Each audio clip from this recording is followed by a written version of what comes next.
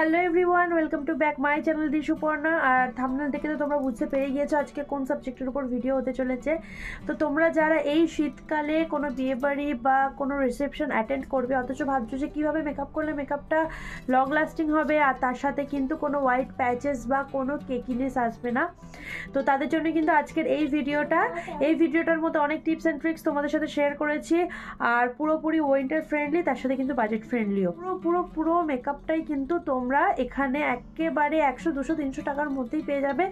তো হাইয়েস্ট তোমরা 500 টাকা এর মধ্যে খরচা করবে, এর থেকে বেশি খরচা করতে তোমাদের লাগবে না।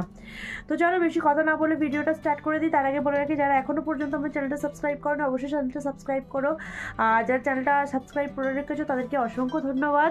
আমার চ্যানেলে কিছু আপকামিং সিরিজ আসতে চলেছে, সেটা কিন্তু এখন তোমাদের সাথে আমি রিভিল করবো না, এটা একেবারে ক্রমশ প্রকাশ্য, তোমরা সারপ্রাইজলি পাবে। তো চলো ভিডিওটা স্টার্ট করি। আর পুরো ভিডিওটা কিন্তু না কেটে একেবারে শেষ পর্যন্ত দেখবে, তাহলেই কিন্তু ভিডিওটা পুরোপুরি বুঝতে পারবে। চলো ভিডিওটা স্টার্ট করি। দেখো, সবার প্রথমে কিন্তু তোমাদেরকে ফেসটাকে ভালোভাবে ক্লিন করে নিতে হবে। সেটা তোমরা ওয়েট উইপস দিয়ে করো আর ফেস ওয়াশ দিয়ে করো। তারপর নিয়ে নিতে হবে একটা টোনার। আমি এখানে একদম কম বাজেটের মধ্যে দেখাচ্ছি বলে এখানে ব্লু হেভেনের টোনার নিয়ে নিয়েছি, রোজ ওয়াটার। তারপর যেটা করেছি, আমি কিন্তু এখানে বায়োটিকের একটা মর্নিং নেক্টার ময়শ্চারাইজার নিয়েছি। এটা কিন্তু অল স্কিন টাইপের, একদম রিজনেবল প্রাইসের মধ্যে খুব ভালো একটা ময়শ্চারাইজারটাকে ভালোভাবে ফেসে অ্যাপ্লাই করে নেওয়ার পরে কিন্তু আমি এখানে প্রাইমার অ্যাপ্লাই করবো। আর প্রাইমার হিসেবে নিয়ে নিয়েছি Swiss beauty real makeup base illuminating primer. এটা হাইলাইটিং এরও কাজ করবে, তার সাথে কিন্তু প্রাইমারেরও কাজ করবে। যারা শীতকালে একটা গ্লোয়িং মেকআপ চাইছো তারা কিন্তু অবশ্যই এই প্রাইমারটা ইউজ করতে পারো। এটা প্রাইমারেরও কাজ করে, তার সাথে গ্লোয়িং একটা মেকআপেরও কাজ করে, আবার কিন্তু এটা ময়শ্চারাইজারেরও কাজ করে থাকে। তো প্রাইমারটা লাগানোর পর আমি এটা ফেসে অ্যাবসর্বড হতে দেবো। সেই সময় কিন্তু আমি আমার আইব্রোটাকে শেপ দিয়ে নেবো। আইব্রোটা শেপ নিয়ে নিচ্ছি কিন্তু আমি এখানে আই ম্যাজিকের আইব্রো পমেট। আইব্রোটা যখন শেপ দেবে তখন কিন্তু একটা হালকা হাতে একটু ধীরে ধীরে দেবে, নইলে কিন্তু দুটো আইব্রো দুরকম হয়ে যাবে, একেবারেই ভালো লাগবে না। তো আইব্রোটাকে শেপ দেওয়ার পরে আমি কিন্তু আইব্রোটাকে ক্লিন করে নিচ্ছি আর আইব্রোস রেডি করে নিচ্ছি সুইস বিউটির কনসিলার দিয়ে, যার শেড ছিল 03। তো তোমরা যে কোনো লাইট কনসিলার দিয়ে আইব্রোসটা রেডি করতে পারো। আমি এখানে সুইস বিউটি দিয়ে আমার আইব্রোস রেডি করছি, তার কারণ সুইস বিউটি হচ্ছে মিডিয়াম টু বিল্ডেবল কভারেজের একটা কনসিলার। তো তোমরা এটাকে অবশ্যই ইউজ করতে পারো, খুবই ভালো। ব্রাইটসের উপরেও কিন্তু এটা ইউজ করতে পারো। তো এটা দিয়ে আমি ভালোভাবে আমার আইব্রোটাকে শেপ দিয়ে নিচ্ছি, শেপ না, ক্লিন করে নিচ্ছি, আইব্রোস রেডি করে নিচ্ছি। তারপরে কিন্তু ব্রাশের সাহায্যে এটাকে ব্লেন্ড করে নেবো। প্রতিটা ভিডিওতে আমি তোমাদের সাথে এটা বলে থাকি যে যে কোনো প্রোডাক্টকে যতটা ব্রাশের সাহায্যে ব্লেন্ড করবে ততটাই কিন্তু তার হাই কভারেজ পাবে। আর শীতকালেও কিন্তু এর অন্যথা নয়, শুধু একটু টাইম দিয়ে হালকা হাতে ব্লেন্ড করতে হবে, কারণ শীতকালে মেকআপটা কেকি হয়ে যাওয়ার চান্স অনেকটা বেশি থাকে। তো সেই কারণে শীতকালে একটু টাইম দিয়ে ব্লেন্ড করতে হবে। এরপর দেখো, আমি এখানে আমার যে সমস্ত এরিয়াগুলোতে ফেসের একটু হালকা পাতলা পিগমেন্টেশন রয়েছে, আমার ডার্ক স্পট খুব একটা নেই বাট পিগমেন্টেশন রয়েছে, সেগুলো কিন্তু হাইড করে নিচ্ছি সুইস বিউটির একটা ডার্ক কনসিলার দিয়ে, যেটা শেড ছিল 01। তো এটাকেও আমি ব্রাশের সাহায্যে ভালোভাবে ব্লেন্ড করে নেবো। আর ব্রাশের সাহায্যে ব্লেন্ড করলে কিন্তু এর পুরো কভারেজটা আমি পাবো।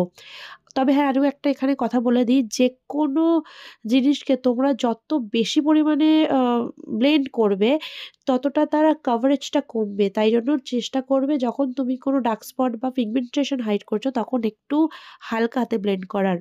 তো আজকে আমি এখানে নিয়ে নিয়েছি কিন্তু মেবলিনের সুপারস্টে লুমি ম্যাট ফাউন্ডেশন। এই প্রথম আমি এই ফাউন্ডেশনটা ইউজ করছি, জানি না কেমন। এর রিভিউ কিন্তু আমি তোমাদের সাথে খুব শীঘ্রই একটা আলাদা ডেডিকেটেড ভিডিওতে শেয়ার করব। তো আপাতত বলে রাখি, ফাউন্ডেশনটা খুব একটা খারাপ না, ভালোই। তবে হ্যাঁ, এটা কিন্তু একেবারে ফুল কভারেজ না, তোমরা এটাকেও মিডিয়াম টু বিল্ডেবল কভারেজ বলতে পারো। তোমাদেরকে বারবার এটাকে ইউজ করে বিল্ডেবল কভারেজে আনতে হবে, একেবারে ফুল কভারেজ এটা নয়। তো তবে হ্যাঁ, এটা কিন্তু অনেকটা বেশি লং লাস্টিং হয়, এটাতে কোনো সন্দেহ নেই। আর খুব ভালো ইজিলি ব্লেন্ড হয়ে যাচ্ছে। এটা নিয়ে আমি কিন্তু অবশ্যই তোমাদের সাথে একটা নতুন ভিডিওতে শেয়ার করব, ততক্ষণ কিন্তু তোমাকে আমাদের অন্যান্য ভিডিওগুলোকে অবশ্যই দেখতে হবে। তো দেখো, ব্রাশের সাহায্যে ভালোভাবে ব্লেন্ড করে নেওয়ার পর কিন্তু আমি এখানে আমার যে সমস্ত এরিয়াগুলোতে হাইলাইটিং জোন আছে সেই সমস্ত এরিয়াগুলোতে ভালোভাবে কনসিলার দিয়ে সেটাকেও ব্লেন্ড করে নেবো। আর এখানেও কিন্তু কনসিলার আমি 03 শেডটাই ইউজ করেছি, কারণ এটা আমার শেড থেকে 1 টোন লাইট। তো এটাকেও কিন্তু আমি আমার ব্রাশের সাহায্যে, যে কনসিলার ব্রাশ রয়েছে কাপস অ্যান্ড ল্যাশেসের, সেই ব্রাশ দিয়ে কিন্তু ভালোভাবে ব্লেন্ড করে নিচ্ছি। আবারও বলছি, শীতকাল হোক বা গরমকাল হোক, ব্লেন্ডিংটা কিন্তু একটু ভালোভাবে টাইম ধরে করতে হবে, কারণ ব্লেন্ডিং এর উপরে কিন্তু পুরো মেকআপটা ডিপেন্ড করে। তোমরা যত ভালো ব্লেন্ডিং করবে মেকআপটা তত বেশি লং লাস্টিং হবে, ততটা ফ্ললেস হবে, ততটা ভালো হবে, আর ততটাই কিন্তু কেকি হওয়ার চান্স বা হোয়াইট কাস্ট হওয়ার চান্স কমে যাবে। এরপরে দেখো আমি ব্লাশার হিসেবে আজকে ইউজ করে নিচ্ছি কিন্তু ইনসাইটের এই লিপ অ্যান্ড চিক টিন্ট। এটা আমি ফার্স্ট টাইম ইউজ করছি। এর শেড ছিল স্ট্রবেরি সামার। খুব ভালো একটা শেড, আর আমার স্কিনের জন্য একদম পারফেক্ট। দেখতেই পাচ্ছ কতটা ক্রিমি আর কতটা সুন্দর, পিগমেন্টেশনটাও কিন্তু অসাম। এই প্রাইসের মধ্যে এর থেকে বেশি পিগমেন্টেশন আমার মনে হয় আশা করাটা ভুল। তো আমি এই ব্লাশারটা ফার্স্ট টাইম ইউজ করে কিন্তু খুবই হ্যাপি। দেখতেই পাচ্ছ কতটা ইজিলি ব্লেন্ড হয়ে যাচ্ছে। এটারও কিন্তু ডেডিকেটেড ভিডিও আসতে চলেছে আমার চ্যানেলে। তোমরা কিন্তু মেকআপ টিউটোরিয়ালের সাথে সাথে প্রতিটা প্রোডাক্টের রিভিউও পেয়ে যাবে। শুধু তার জন্য কিন্তু একটা কমেন্ট করে তোমাদের জানাতে হবে যে তোমরা কোন প্রোডাক্টের রিভিউ জানতে চাইছো বা দেখতে চাইছো। তো দেখো এবারে কিন্তু আমি আমার ফেসটাকে ভালোভাবে ট্রান্সলুসেন্ট পাউডার দিয়ে মেকআপটাকে সেট করে নিচ্ছি। আর ট্রান্সলুসেন্ট পাউডারটা ছিল কিন্তু ইনসাইডের ব্যানানা কালার। পরে কিন্তু আমি ডিরেক্টলি আমার আই মেকআপে চলে গেছি। আর আমি সবসময় কিন্তু ক্রিজের উপরে একটা ইয়েলো কালার দিয়ে, বাট যে কোনো একটা হালকা ট্রানজিশন কালার দিয়ে সেটাকে ব্লেন্ড করি, তারপরে আমার প্রপার আই মেকআপে আসি। তো আজকেও সেটার অন্যথা হয়নি। দেখতেই পাচ্ছ আমি প্রথমে ক্রিজের উপর ইয়েলো কালার ব্লেন্ড করেছি, তারপরে কিন্তু একটা রেডিশ অরেঞ্জ কালার নিয়ে ক্রিজের উপর থেকে একেবারে ইয়েলো পর্যন্ত, মানে ইয়েলো কালার পর্যন্ত ভালোভাবে ব্লেন্ড করেছি। আর ইনার কর্নার আর আউটার কর্নারে একটু ডিপ পার্পল কালার দিয়ে সেটাকে ব্লেন্ড করে নিয়েছি। তো এটা কিন্তু একটা হ্যালো আই মেকআপ, বা বলতে পারো একদম একটা কাট ক্রিজের এফেক্ট দেবে, কিন্তু ভালোভাবে তোমাদের ব্লেন্ড করতে হবে। মেকআপ হোক বা আই মেকআপ হোক, যে কোনো মেকআপের ক্ষেত্রে কিন্তু তোমাদের ব্লেন্ডিংটা ভালোভাবে করতেই হবে। এরপর দেখতে পাচ্ছ আমি এখানে কাজল পরে নিচ্ছি, আর কাজলটা ছিল কিন্তু মেবলিনের। তোমরা প্রত্যেকেই চেনো এই কাজলটা খুবই ভালো আর প্রচণ্ড একটা ব্ল্যাকনেস দেয়। তো এরপরে দেখো আমি কিন্তু ওয়াটার লাইনের নিচে ভালোভাবে একটা ব্ল্যাক কালারের আইশ্যাডো দিয়ে সেটাকে ব্লেন্ড করে নিচ্ছি।